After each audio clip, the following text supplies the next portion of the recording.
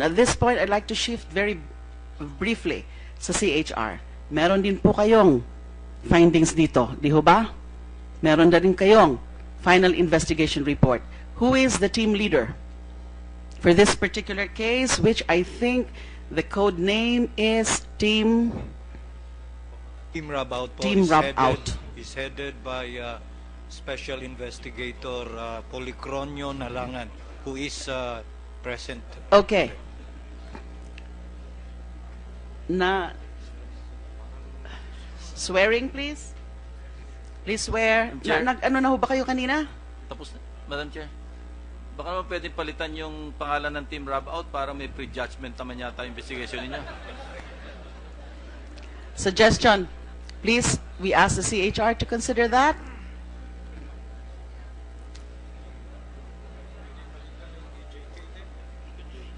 Paki-consider po. Pwede nyo na pong palitan ngayon. Think of something else. Okay, go ahead.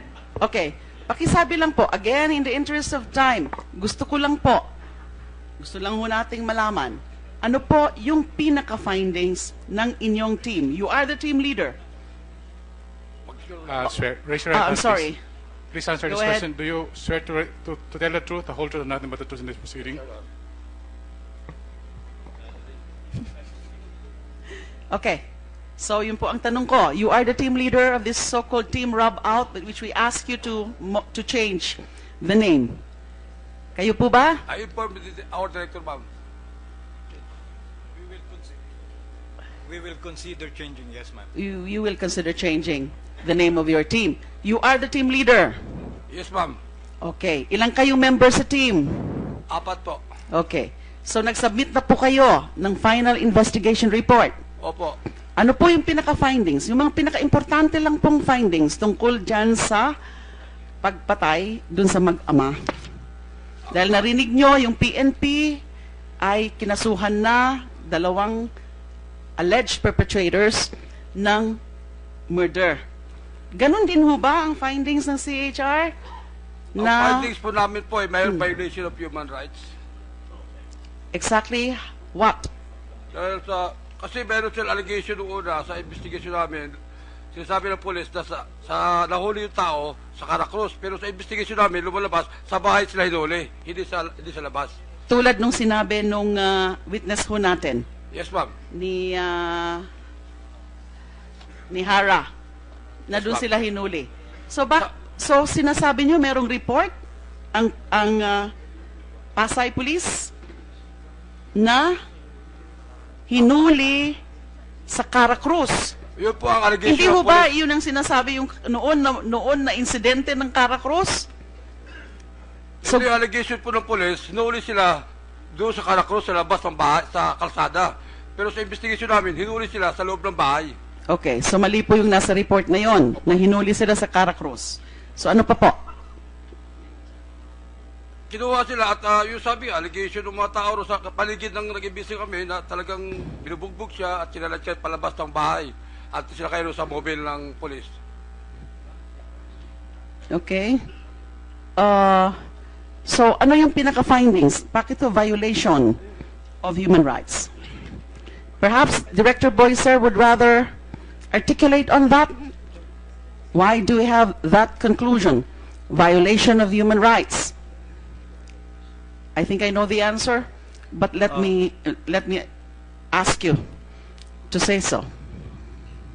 The Commission's investigation is focused on human rights violations, and so our report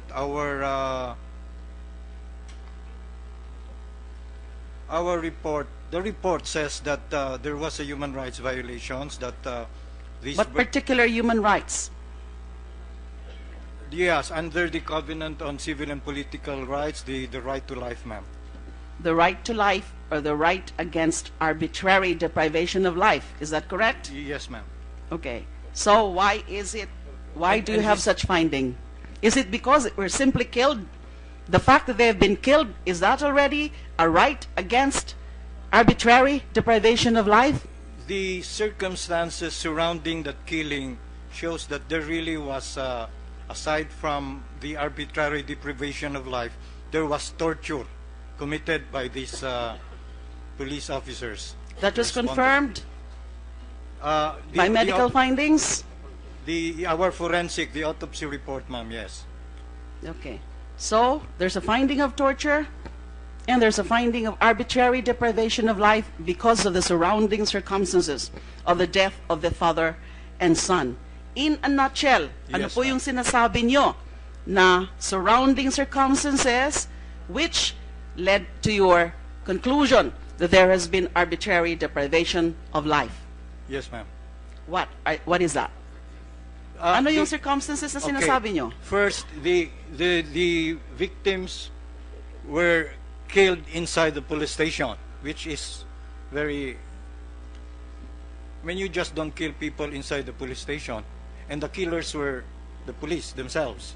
Okay, what about yung yung punto, yung sinasabi po, yung naging defense? Although obviously, I'd like to say at this point, that obviously, the investigators did not believe that defense of those respondents. Kasi kung naniwala yung mga police investigators na nang agaw, di wala sana po tayong kaso dito. Correct? Yes, Okay, ma'am. so, Ang go ahead. sa mga investigators po kasi, I mean, you don't have to kill with 3 gunshot wounds. You just have to neutralize. Because these 2 people are inside their territory. Sa police stations lang po yun, ma'am. And in fact, bago ito binaril, meron ng mga fractures ito . So, it's very unlikely na talagang nang-agaw itong dalawa. Very unlikely. I mean, common sense dictates na hindi talaga po pwede . Okay. Now, at this point, meron lang po akong isang tanong lang po. Meron po kasi kaming informasyon na meron daw pong CCTV dapat sa premises ng Said. So, meron po ma'am, kaya lang wala pong kwan. Nung binerify ko po, wala palang recording. Walang monitor lang po ma'am. Ma'am, bago lang po, by the way, I just want to inform you ma'am, bago lang po ako doon sa police station ko.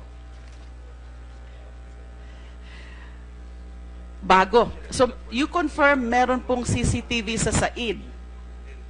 Meron po ma'am, meron. Kaya lang wala pong monitoring.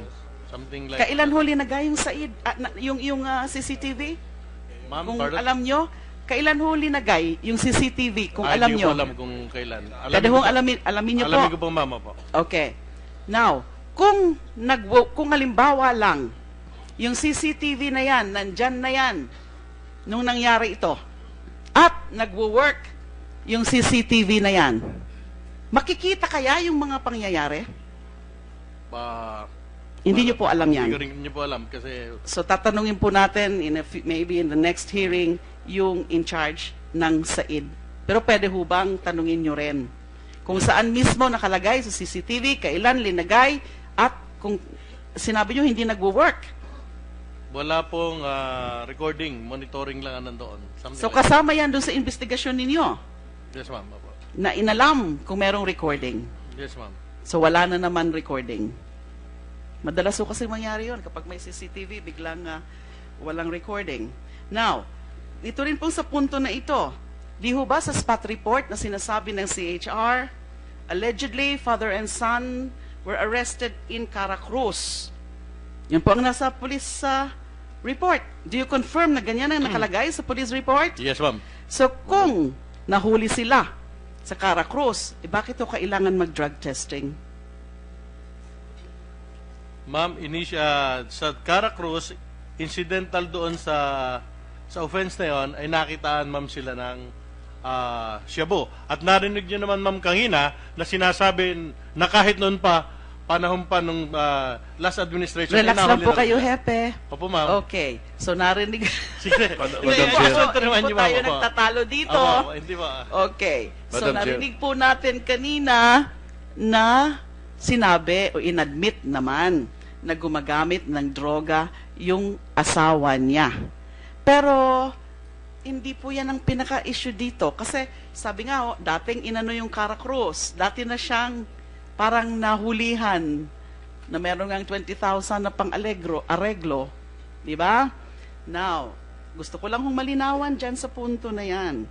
Kasi sinabi naman po sa inyo through text na merong resulta o nagkaroon ng drug test. Kung yung paghuli ho sa kanya is dahil sa Cara Cruz, bakit po kailangan? Although iba po yung istorya ng byuda na hindi Cara Cruz kasi sa bahay nga, yung, narinig natin lahat yung kwento, di ho ba, na hinanapan nga ng shabu sa bahay.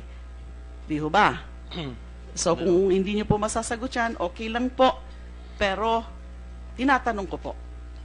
Ma'am, initial po, sabi ko, nahuli sila sa doon sa Cara Cruz, pero incidental doon sa operation na yon ay nakakuhanan din sila ng shabu. Base po dito sa report na hawak. Base sa spot report.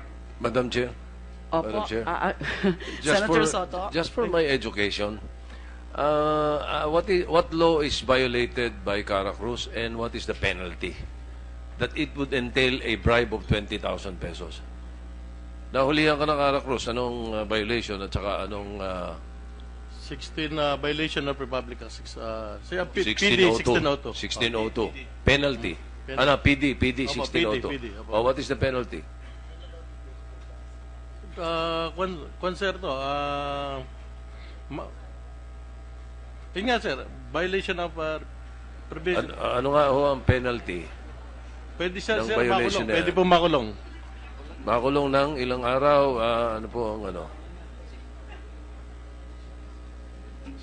Kung hindi po kaya ng ating resource speaker, wag na hong pilitin. Pero pagkakaalam ko po, bilang dating Chair. SOJ, very light offense lang po yan.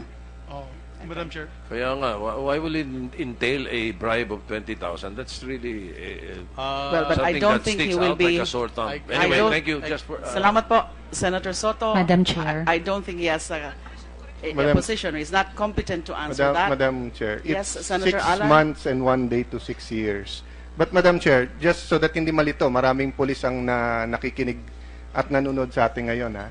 Standard sa buong mundo, sa law enforcement, pag meron kang kinecase sa droga, aabangan mo na gawin niya ang ibang crime para hindi na illegal yung search.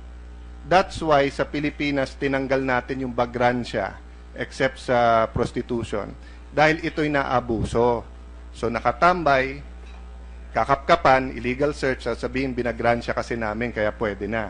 Pero nag-illegal gambling, trespassing, any of this, may dalang kutsilyo or in plain view merong barel, pag yan ay inaresto na ma'am, standard operating procedure na kapkapan. At pag kinapkapan at nakitang may droga, dalawa na yung kanyang kaso. I'm not saying totoo yung sinabi ng pulis dito at ito nangyari. I'm saying that is a standard procedure and that is a mechanism na pwedeng talagang gamitin ng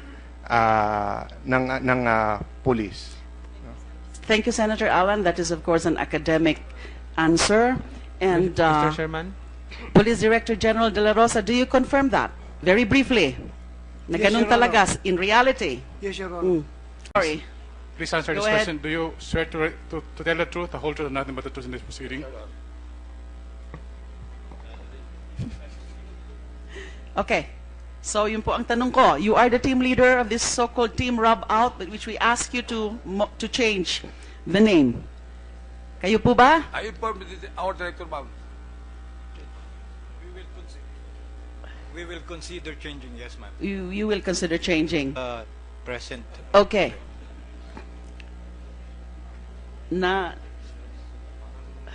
Swearing, please? Please swear. Chair. Ano na ho ba kayo kanina? Tapos na, Madam Chair. Baka naman pwedeng palitan yung pangalan ng Team Rubout para may prejudgment naman yata yung investigation ninyo. Suggestion. Please, we ask the CHR to consider that. At this point, I'd like to shift very briefly sa CHR. Meron din po kayong findings dito, di ho ba? Meron na rin kayong final investigation report. Who is the team leader for this particular case, which I think the code name is Team Team Rubout po Team Rubout. is headed by Special Investigator Policronio Nalangan, who is Paki-consider po. Pwede nyo na pong palitan ngayon. Think of something else. Okay, go ahead. Okay, pakisabi lang po, again, in the interest of time, gusto lang ho nating malaman, ano po yung pinaka-findings ng inyong team? You are the team leader. Sir, raise your right I'm hand. sorry, the name of your team. You are the team leader. Yes, ma'am. Okay, ilang kayong member sa team? 4 po. Okay, so nag-submit na po kayo ng final investigation report. Opo. Ano po yung pinaka-findings? Yung mga pinaka-importante lang pong findings tungkol dyan sa pagpatay dun sa mag-ama. Dahil narinig nyo, yung PNP ay kinasuhan na 2 alleged